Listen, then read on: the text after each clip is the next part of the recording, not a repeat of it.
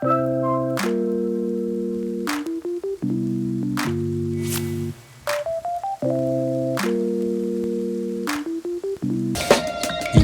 예술전 개막식 11월 4일 무등 현대미술관에서 진행되었습니다.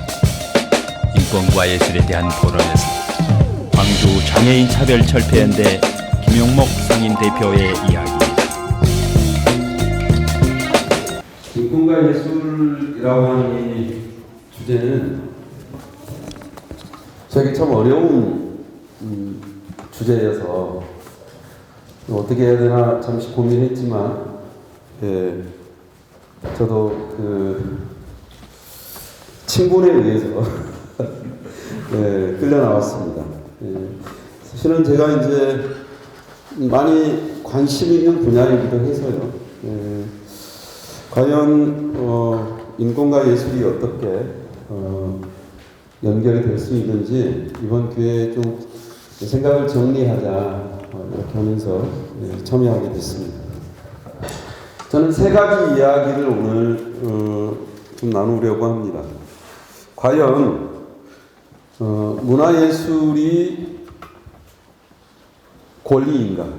라고 하는 부분입니다. 첫 번째는 유엔의 장애인 권리 협약이라든지 장애인 차별금지법, 또 장애인 복지법, 뿐만 아니라 우리 광주광역시 장애인 문화예술 활동 지원 조례, 또 광주광역시 장애예술인 문화예술 활동 지원 조례 등등의 국제적인 규범이라든지 우리나라의 법이나 광주시의 조례 등등을 다 살펴보면 이게 이 장애인 문화예술이 권리로 규정하고 있습니다.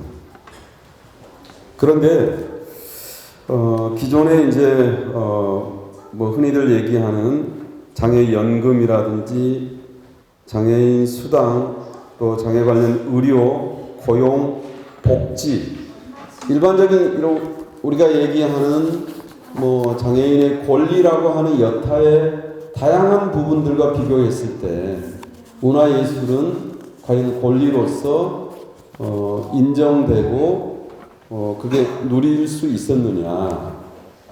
그렇지 않았다는 겁니다. 그래서 어떤 학자들은 장애인과 관련해서 문화예술은 2등급 권리다 이렇게 규정하는 분도 있었습니다. 근데 점점 이제 우리 사회가 다양한 이런 복지의 이 장애 관련 영역들이 확충이 되어지면서 문화예술에 대한 부분도 권리로서 마땅히 요구되고 있다. 그리고 정책에서도 이 부분을 외면하거나 피할 수 없다. 이런 생각이 듭니다. 두 번째는요. 그러면 그동안에 이제 장애인 문화예술 활동은 실질적으로 장애인 당사자들에게 어떤 영향을 미쳤냐? 라고 했을 때 저는 문화예술 이렇게 하면 장애인들은 향유자였다. 문화예술 향유권 정도로 문화예술과 관련해서 우리 사회가 생각해 왔다.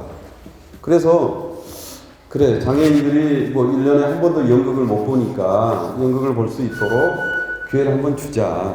그래서 이런 시설에 사는 장애인들에게 초대해서 연극을 관람하기도 하고 좋은 공연을 관람할 수 있는 기회를 1년에 한두 차례 주기도 합니다. 그게 전부였습니다. 장애인은 문화예술과 관련해서 문화예술 활동과 관련해서 수동적인 위치에 있었고 늘 구경꾼이어야 했습니다. 때로는 동원된 객체여야 했습니다. 그 어디에도 장애인이 문화예술의 주체로서 주인공으로서 지배자로서 활동하는 경우들은 매우 드물었습니다. 그런데 이제는 그 향유자에서 문화예술의 생산자로서의 위치, 마땅한 장애인들의 문화예술의 생산자로서 위치가 중요하게 얘기되고 있습니다. 물론 이 자리에 지금 나와 계시는 많은 분들이 바로 그런 선도적인 역할을 하는 주인공이라고 생각합니다. 이제는 문화예술의 향유자를 넘어서 생산자로서 장애인 당사자가 가진 고유한 가치, 그리고 삶의 경험, 이런 부분들이 다양한 예술 활동으로서 창작되어지고 공급되어져야 한다, 이 생각합니다. 전통적인 문학이나 그림, 음악 이런 것을 넘어서서 장애인 당사자들이 가진 그 자신의 문화, 이를테면 휠체어 댄싱이라든지 수어를 통한 이런 수어 극이나 공연 이런 것들도 문화예술로 존중되어지고 확장되어져야 할 것입니다. 최근에 한국의 문화예술과 관련해서 중요한 정책의 변화 가운데 하나는 권리 중심의 장애인 공공 일자리가 만들어지고 있습니다. 장애인 일자리는 있지만 권리 중심의 장애인 공공 일자리는 아직 광주에 하나도 없습니다. 강기정 시장께서 1000개의 일자리를 만들겠다라고 공약을 했거든요. 근데 이게 권리 중심의 장애인 공공 일자리는 앞으로 장애인들의 문화예술 활동에 있어서 생산자로서의 역할을 전혀 다르게 우리 사회가 인정할 수 있는 좋은 기회거든요. 그래서 이게 이제 장애 특성에 따른 또 자기가 할 수 있는 이런 다양한 문화예술 활동이 고용으로서 일자리로서 인정이 되어진다고 하는 것입니다. 그래서 이 부분은 굉장한 가능성을 가지고 있는 것이고요. 제가 드리고 싶은 세 번째 이야기는 아까 여기에 그 문화재단에서 장애예술인 또 장애인 문화예술 활동과 관련해서 그 조사한 이 내용에도 아주 적나라하게 잘 나와 있더라고요. 현재 현실. 그동안 장애인 문화예술 활동 그러면 의료적 기능이 굉장히 강조됐습니다. 장애인 문화예술 활동을 통해서 장애를 치료하고 회복하고 때로는 극복하고 이런 관점에서 문화예술 활동의 중요성들이 많이 부각이 됐습니다. 그래서 음악 치료, 미술 치료 여러 가지 이런 혹은 재활 이런 것들의 수단이나 도구로서의 문화예술이 강조가 됐습니다. 물론 장애인 문화예술 활동의 기능 가운데 그런 부분이 없는 것은 아닙니다. 그러나 그것이 저는 장애인 문화예술 활동의 주된 목적이 되어서는 안 된다라고 생각하는 사람입니다. 이 영국에서 활동하는 장애인 전문 예술가, 국제적으로 유명하신 사라 픽솔이라고 하는 분은 그분도 이런 정의를 내렸더라고요. 장애인 예술에서 가장 경계해야 할 것은 뭐냐? 그것은 복지 관점에서 접근하는 것이다. 장애인 예술은 치료의 방법이 아니다. 이렇게 분명하게 규정하고 있더라고요. 저는 이 말에 전적으로 동의합니다. 물론 신체 기능 혹은 지적 기능의 결핍으로 인해서 장애인들이 아까 문화예술 활동에 있어서 여러 가지 핸디캡을 경험하고 있는 것은 사실입니다. 그래서 아까 충격적인 저도 이 자료는 처음 봤습니다만 문화예술 지원 사업에서 213건이 선정이 됐는데 그중에 한 건이 장애인입니다. 이 결과가 무엇을 얘기해 줄까? 너무나 분명한 것이거든요. 이것은 장애인들의 실력이 이렇게 형편없다라고 치부되어서는 안 됩니다. 이것은 장애인 문화예술 활동을 지원하는 이 시스템, 이 구조가 어떠한가?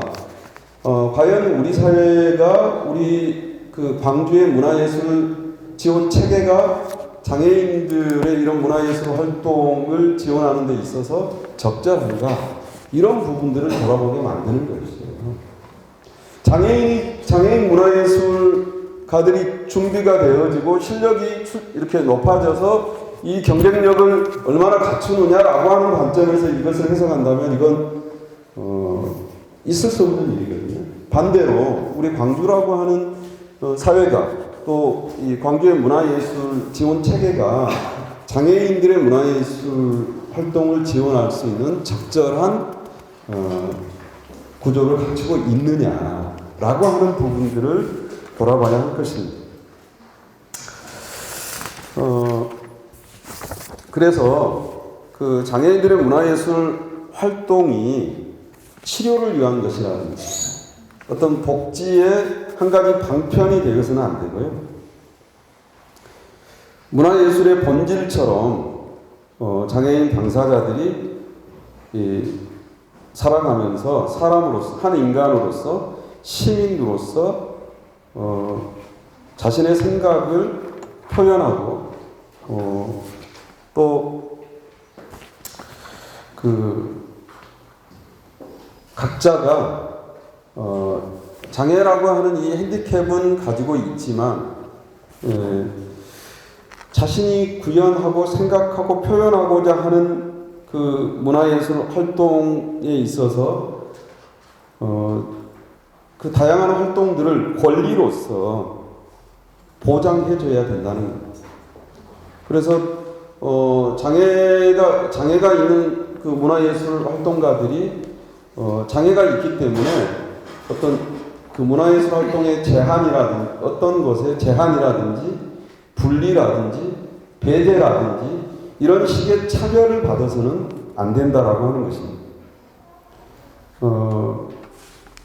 장애인이 몸이 불편하다고 할지라도 표현하는 데 있어서는 한계가 있어서는 안 됩니다. 장애인의 문화예술 활동은 권리로서 정당하게 행사할 수 있도록 지원 체계가 강화되어져야 할 것입니다. 그런 의미에서 그 문화예술 활동에 있어서도 유니버설 디자인이라고 하는 개념이 반드시 도입되어져야 합니다. 장애인 당사자들이 우리 강상수 대표처럼 비장애인과 같이 협업이라든지 또는 다양한 문화예술 활동에 있어서 리더가 되고 그것을 주도하고 이끌어가는 활동가로 성장하고 세워질 수 있도록 지원해야 할 것입니다. 장애인 문화예술 활동이라든지 예술인들이 문화예술 활동의 결과가 저는 가장 경계해야 될 부분 가운데 또 하나는 장애인 문화예술이 감동 포르노가 돼서는 안 된다라고 하는 것입니다. 예를 들어서 김홍빈 우리 이제 고인이 됐습니다만은 영웅이죠. 히말라야에서 돌아가셨죠. 그분이 이제 히말라야에 그 산을 오르고 나서 정상에서 인터뷰를 할 때 예를 들자면 그분이 그랬다는 것은 아닙니다. 나는 장애인도 할 수 있다는 것을 보여주기 위해서 이 산에 올랐습니다. 저는 그건 좀 이상한 거예요.